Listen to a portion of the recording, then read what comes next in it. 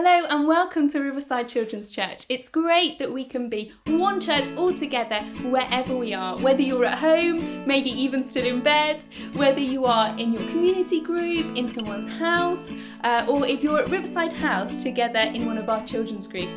It's great that we can be all together, we can have some fun, do a bit of Bible reading, pray together and do an activity too. We're going to be doing this every Sunday, so it's great to be able to do this with you. I'm Melody, and one thing you should know about me is that if I could choose one meal for the rest of my life, that I could only eat that one meal each day, it would be pesto pasta.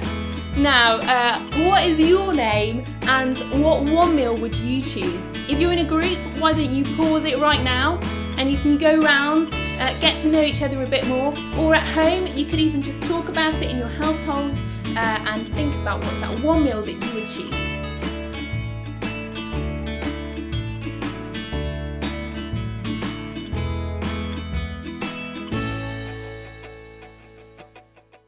And welcome to our game time. Each session we are going to have a game that we're going to do together online, but also you're going to have a chance in a group to do it together afterwards. So our game today is Who Am I? And as you can see, I have got a name, or should hopefully have a name on the top of my forehead that is on this little post-it, and I have to guess who that person is. So I can ask yes or no questions to the people around me. I have just got one person with me today, Alex, and he has put this name on my forehead, and I'm going to ask him some yes or no questions. Okay, so Alex, is this person, is it a person, is it a human being? Okay, is it a real life person? Okay, is it a girl? Is it a boy? Okay. Is it, are they famous? Okay. Are they a singer? Oh. Is it Justin Bieber? Yeah! Yay! Okay, so you can each put a name. So why don't you grab a post-it if you're in a group, or maybe your leader might write out different names and give you each a post-it on your forehead, and then you need to go and find someone else, ask yes or no questions just like that. Or if you're not in a group, you also have a chance to pause it, and maybe you can find someone else in your household to play this with and try and guess who is on your forehead. 10 seconds to pause, starting now.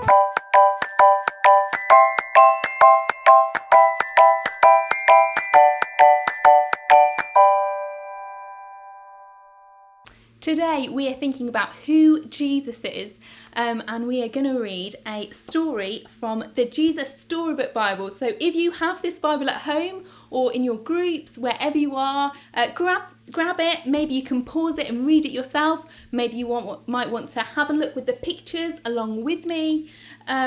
And we're reading The King of All Kings, and it's on page 192 of the Jesus Storybook Bible by Sally Lloyd-Jones and illustrated by Jago.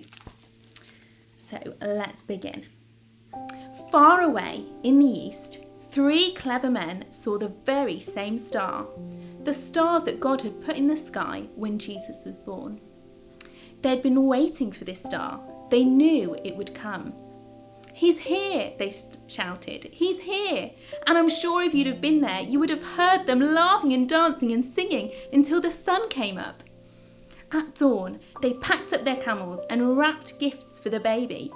They brought their most precious treasures of all, frankincense, gold, and myrrh. Special, sparkly, lovely smelling, gleaming things, just right for a lovely king.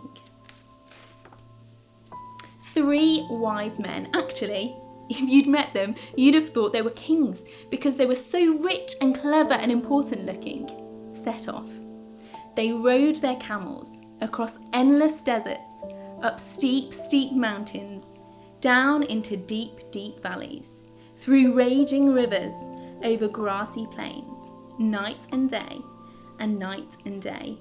For hours that turned into days, that turned into weeks, that turned into months and months, until at last they reached Jerusalem. Jerusalem was by far the most important city for miles around, and anyone could tell you that's where a palace would be, and kings were born in palaces. So that's where they went. But they were in for a surprise. They went to see King Herod. Surely he would know where this baby was. But he didn't. In fact, he didn't like the sound of a new king. It made him cross. He didn't want anyone to be king except him. But Herod's advisors told the 3 wise men what was written in their books, what God had said about the baby king. Go to Bethlehem. That's where you'll find him. Suddenly, the star they had seen in the east started moving again, showing them the way. So the 3 wise men followed the star out of the big city, along the road, into a little town of Bethlehem. They followed the star through the streets of Bethlehem, out of the nice part of town, through the not so nice part of town, into the really not nice at all part of town, down a little dirt track until it stopped right over a little house. But wait, this wasn't a palace. And there weren't any guards or servants or flags or red carpets or trumpets or anything. Did they get it wrong? Or was this what God had meant? Sure enough, in that little house, there, sitting on his mother's knee, they found him, the baby king. The 3 men knelt before the little king. They took off their royal, rich turbans, gleaming golden crowns. They bowed their noble heads to the ground and gave him their sparkling treasures. The journey that had begun so many centuries before had led 3 wise men here, to a little town, to a little house, to a little child. To the king God had promised David all those years before. But this child was a new kind of king. Though he was the Prince of Heavens, he had become poor. Though he was the mighty God, he had become a helpless baby. This king hadn't come to be the boss. He had come to be a servant.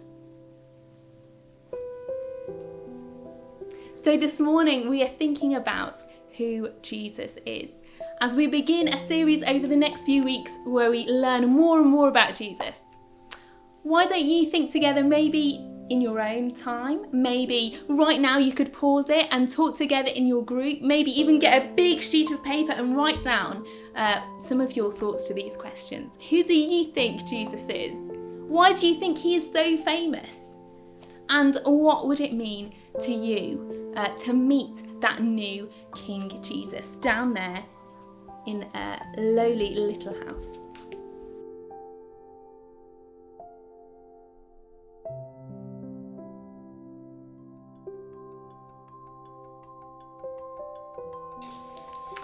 The Bible tells us that we are made in God's image. So in the way that Jesus is the only one that truly reflects who God is, there is something in each of us as well that reflects God. So as we're thinking this week about who Jesus is, why don't you make a mirror, maybe out of some shiny paper, or if you've got some foil at home. None of us truly reflects God in his perfectness. So as you can kind of see, the foil doesn't reflect perfectly, and neither do the shiny papers. But you can make and design, decorate a mirror, maybe reminding yourself that you are made in God's image, but also putting it out to other people and trying to see how they're made in God's image too. So you can think about this week, whoever you meet, wow, what's good about them? How do they reflect God too?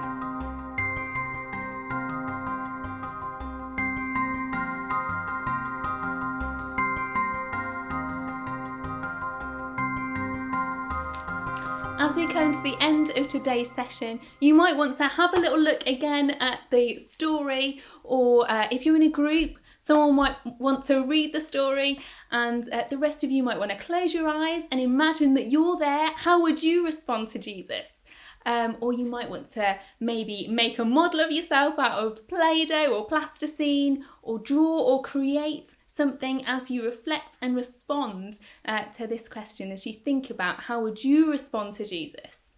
Take a moment now to pray together, to thank God for Jesus' life and the difference that makes to us each day.